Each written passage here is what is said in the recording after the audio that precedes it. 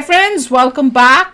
तो भैया, Russia's dirty plan to control India exposed है। चलो देखें, वीडियो शुरू करते हैं। वीडियो शुरू करने से पहले अगर आप चैनल पर नए हो और आपने अभी तक सब्सक्राइब नहीं किया तो जल्दी से पहले सब्सक्राइब के बटन और बेल आइकन को क्लिक कर लो ताकि आपको हमारे सारे न्यू वीडियोस के नोटिफिकेशन मिल जाएं जैसे हम अपलोड करें। अगर आपको वीडियो पसंद आता है प्लीज लाइक एंड शेयर। चलिए शुरू करते हैं। मेरे को तो ये देखना है, ये कोई पुरानी बात है कि अभी की कोई बात कर रहे हैं। राइट, और कोई इतनी बैकलैश नहीं आई क्या?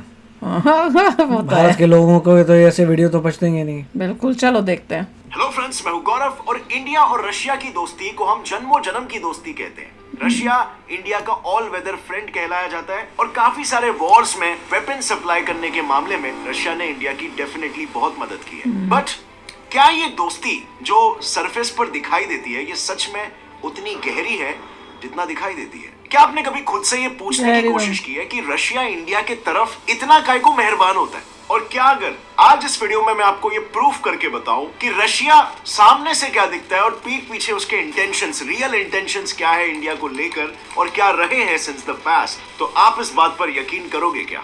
क्योंकि मैं सारे फैक्ट्स, रिकॉर्डेड फैक्ट्स अपने साथ लेकर आया हूं और आइए जानते हैं, आप सभी को भी ये सारी चीजें जाननी चाहिए। तो वीडियो में बहुत सारे राज और रहस्य खुलने वाले हैं, so stay till the end. इस वीडियो में मैं ये प्रूफ करके बताऊंगा कि कैसे दोस्त का नकाब पहना हुआ रशिया असल में इंडिया को अपना गुलाम बनाना चाहता था, चाहता है और चाहता रहेगा, ताकि आप लोग समझ सको कि मामला क्या है। So let's start. साल 1947 भारत का सबसे ऐतिहासिक और सिग्निफिकेंट साल, एक ऐसा साल जहां एक तरफ भारत ब्रिटिश इंपीरियलिज्म से आजादी का जश्न मना रहा था तो वहीं पर दूसरे ओर भारत विश्व के दो सुपर पावर्स के बीच पिस रहा था। The era of the cold war. दोनों महादेश अमेरिका और सोवियत यूनियन लड़ रहे थे अपनी इकोनॉमिक आइडियोलॉजी, अपने इन्फ्लुएंस को दुनिया भर में प्रोपोगेट करने के लिए। और ये क्यों जरूरी था? Well, because America stood for capitalism and democracy और अमेरिका चाहता था कि उसके जो कोएलिशंस बने, यानी जिन कंट्रीज के साथ वो अच्छे रिश्ते रखे, अपनी खुद की एक कोएलिशन इंटरनेशनल फोर्स क्रिएट कर सके, उसके साथ उन कंट्रीज की विचारधारा मैच करे ताकि ट्रेड वगैरह और इंटरनेशनल रिलेशन सारी चीजें अमेरिका के बेनिफिट में हो सके। और वही सेम चीज यूएसएसआर भी चाहता था, वो अपना कम्युनिज्म का इन्फ्लुएंस उन दुनिया भर के देशों में फैलाना चाहता था ताकि उनके ऊपर उनका इन्फ्लुएंस अच्छा रहे। अपने इन्फ्लुएंस को दुनिया भर में फैलाना एक कंट्री के लिए, एक लीडिंग पावर के लिए डेफिनेटली बहुत ही स्ट्रॉन्ग स्ट्रैटेजी होती है, बिकॉज जितना ज्यादा इन्फ्लुएंस उतना फैलेगा, उतना ज्यादा उनको इंटरनेशनल सपोर्ट मिलेगा, उतना ज्यादा उनके स्ट्रॉन्ग रिलेशंस एस्टैब्लिश होंगे, ट्रेड के, टेक्नोलॉजिकल शेयरिंग के वगैरह वगैरह। So it's definitely one of the best ways to do तरक्की बेसिकली। अब अमेरिका अपनी कैपिटलिस्टिक इकोनॉमिक आइडियोलॉजी को फैलाने के लिए ऑलरेडी कनाडा, फ्रांस जैसे बड़े बड़े वेस्टर्न यूरोपियन कंट्रीज को अपने इन्फ्लुएंस में लाना शुरू कर चुका था। और Russia on the other hand north Korea, Cuba, eastern Europe side के कंट्रीज को अपने साइड लेने की कोशिश कर रहा था। अगर हम बात करें एशियन कॉन्टिनेंट की तो दोनों की नजरें पड़ी 1947 में न्यूली फॉर्म्ड हुए इकोनॉमीज इंडिया और पाकिस्तान पर। अब क्योंकि अमेरिका पाकिस्तान को अपने इन्फ्लुएंस में लाना ऑलरेडी शुरू कर चुका था, यूएसएसआर ने निशाना बनाया भारत को। भारत में 1917 के रशियन रेवोल्यूशन के दौर से ही काफी स्ट्रॉन्ग सोवियत आइडियोलॉजिकल पहले ऑप्शन दिया था इंडिया को। इनफैक्ट हमारे देश में कम्युनिज्म की oldest party the communist party of India CPI 1925 से ही एग्जिस्ट करती थी। लेकिन प्री इंडिपेंडेंस डेज में इस पार्टी की आइडियोलॉजी का इन्फ्लुएंस इंडिया में काफी कमजोर सा था और ये अपने इन्फ्लुएंस को बढ़ाने की पूरी कोशिश कर रहे थे। पैसा बहुत था इनके पास। अब इसके बाद फ्रेंड्स, जो घटनाएं घटनी शुरू होती है वो भारत के इतिहास को हमेशा हमेशा के लिए चेंज करके रखने वाली है। और ये फैक्ट्स और डेटा हम कहीं से भी ऑनलाइन सोर्स से नहीं उठा रहे हैं, बल्कि हम रशियन इंटेलिजेंस एजेंसी, जो उस टाइम पे यूएसएसआर की इंटेलिजेंस एजेंसी हुआ करती थी, केजीबी,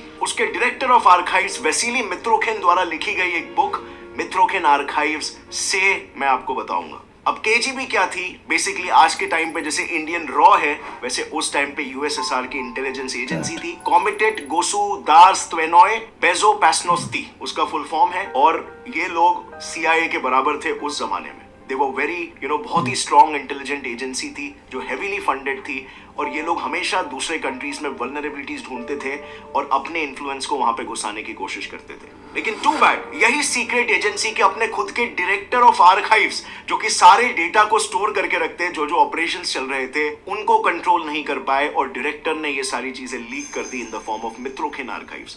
तो वहीं से हम सारी चीजें खोल रहे हैं। So you can be very sure these are as close as facts. एक और भी तो एजेंट जो इंडिया में था उसने भी तो बताया, जिसका इंटरव्यू हमने किया है इंडियन अमेरिकन ब्लॉगर का में। प्लान बिल्कुल सिंपल था। सबसे पहले तो अपनी इंटेलिजेंस एजेंसी केजीबी की मदद से इंडिया के सीपीआई को और ज्यादा एग्रेसिवली अपने इन्फ्लुएंस में लाना और फिर उन्हें फंड करना शुरू करना, ताकि यूएसएसआर अल्टीमेटली उस टाइम की इंडिया की नेहरू गवर्नमेंट को ओवरथ्रो करके भारत में अपनी एक पपेट गवर्नमेंट बनाकर इंडिया को इन्फ्लुएंस कर सके। अब प्लान बिल्कुल सिंपल था और काम भी कर रहा था, लेकिन इस पूरे प्लान को इंडिया के इंटेलिजेंस ब्यूरो ने काइंड ऑफ फिगर आउट कर लिया। But too bad for India, क्योंकि जैसे ही नेहरू ने इनके अगेंस्ट एक्शंस लेना स्टार्ट किया, उन्हें पता चला कि सोवियत तो ऑलरेडी हमारी इंडियन एम्बेसी में तक इनफिल्ट्रेट कर चुकी थी, टू द पॉइंट कि उन्होंने ऑलमोस्ट सारे के सारे इंडियन ऑफिसर्स को अपने साइड कर लिया था। और ऐसा करने के लिए उनके कुछ बेसिक स्ट्रैटेजीज होते। सबसे पहले तो इंडियन ऑफिसर्स को monthly payments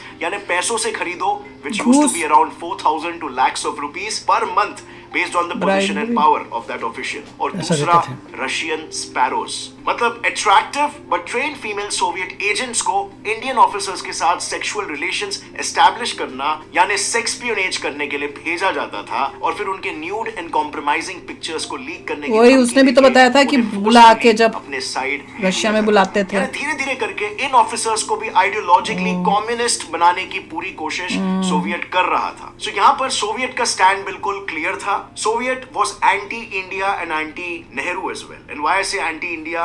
because Indian government और इंडियन जो लीडिंग फादर्स थे वो टाइम पे इंडिया के, और वो भी जिन्होंने कॉन्स्टिट्यूशन बनाया था, वो ये क्लियर पार्शियलिटी नहीं दिखाना चाहते थे या तो सोवियत की तरफ या तो यूएस की तरफ। वो लोग अपना खुद का इंडिपेंडेंट आइडियोलॉजी बनाना चाहते थे, एक प्रैक्टिकल आइडियोलॉजी जिसको यूज करके इंडिया आगे बढ़ सकता था। और कॉन्स्टिट्यूशन में काइंड ऑफ ये झलक आप देख भी सकते हो। तो यहाँ पर सोवियत अपनी आइडियोलॉजी को जबरदस्ती घुसाने की कोशिश कर रहा था इंडिया में। लेकिन फिर उसके बाद सोवियत ने ये ऑब्जर्व किया कि 1956 में यूएन सिक्योरिटी काउंसिल में नेहरू ने Anglo French invasion of Egypt के अगेंस्ट तो वोट किया, लेकिन सोवियत इन्वेजन ऑफ हंगेरी में यूएसएसआर के अगेंस्ट वोट नहीं किया।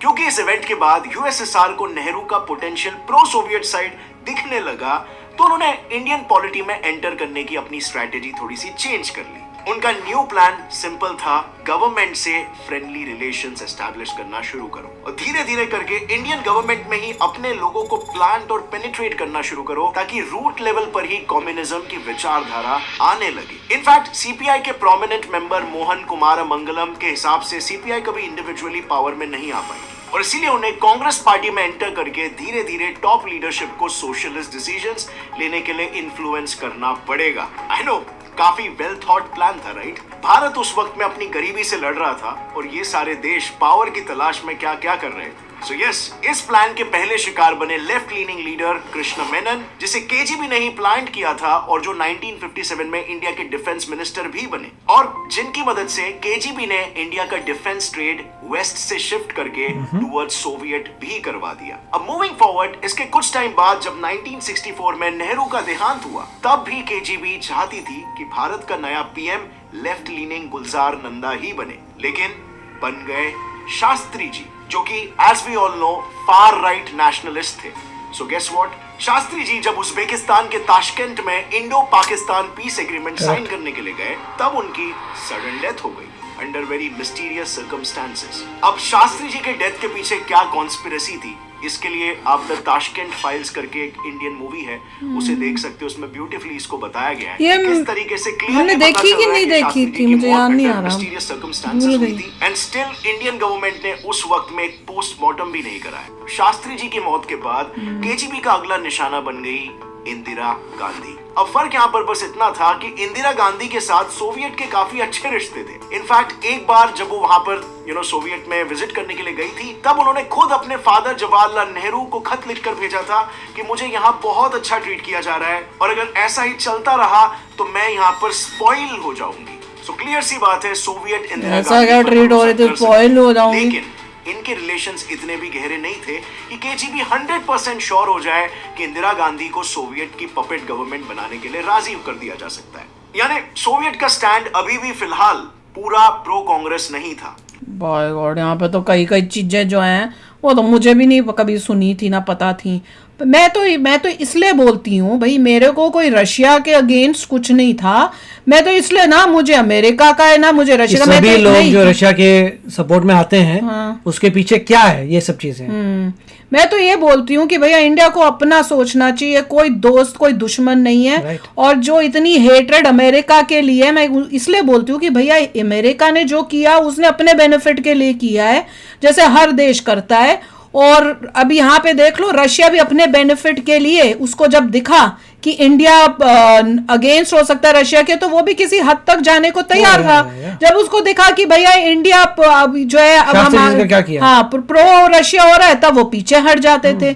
तो वही बात है। तो पता नहीं पर इंडिया के अंदर इंडियंस को इतना क्यों वो है कि रशिया जैसा दोस्त कोई है ही नहीं। वो मेरे ख्याल से वो बीज जो है वो डाला गया था, ये केजीबी का वो बीज डाला हुआ है जो अभी तक जो है वो चल रहा है। और मेरा कहना, हमारा कहना ये होता है कि भैया किसी का ये नहीं सोचो ये बहुत अच्छा है या ये बहुत गंदा है, ये पॉलिटिक्स है। यहाँ पे सब अपना फायदा देखते हैं। कल को रशिया को जब फायदा दिखेगा वो इंडिया के अगेंस्ट भी खड़ा हो जाएगा। चाइना के साथ जा रहा है, हाँ चाइना की तरफ जा रहा है वो। तो इतना उस टाइप से मत हो, हमें अपने देश का सोचना है। पर लोग उस सेंस को समझते ही नहीं है। वो रॉन्ग कि आप तो अमेरिकन ही हो गए हो। भैया हम अमेरिकन तो हैं पर हम इंडियन भी हैं। अपने दोनों हमारे लिए देश हैं। हम कैसे इंडिया का बुरा बोलेंगे जहां पे पले बड़े हैं हम। और तो वो समझने की कोशिश ही नहीं करते। और इसमें एक चीज थी जो इन्होंने नहीं बताई कि पहले अमेरिका ने ऑफर दिया था इंडिया को कि हमारे साथ हो जाओ। इंडिया ने नहीं किया, नेहरू ने हाँ। तो उसके बाद जो है जो अमेरिका है वो उन्होंने पाकिस्तान को किया और पाकिस्तान ने उसका फायदा उठाया।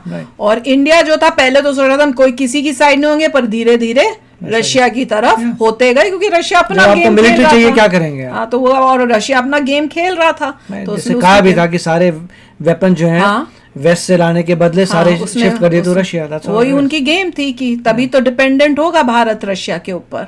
तो चलो यार आगे का भी देखेंगे जल्दी। तो आप भी शेयर करना अपने थॉट्स। चलते हैं, मिलेंगे नेक्स्ट वीडियो में बहुत ही जल्द। Till then take care and bye bye. तो अगर आप मेरे इस चैनल पे नए हो तो जल्दी से सब्सक्राइब के बटन को हिट करो और बेल आइकन को क्लिक करो ताकि आपको मेरा जब नया वीडियो मैं लगाऊं आपको उसके बारे में जल्दी से पता चल जाए।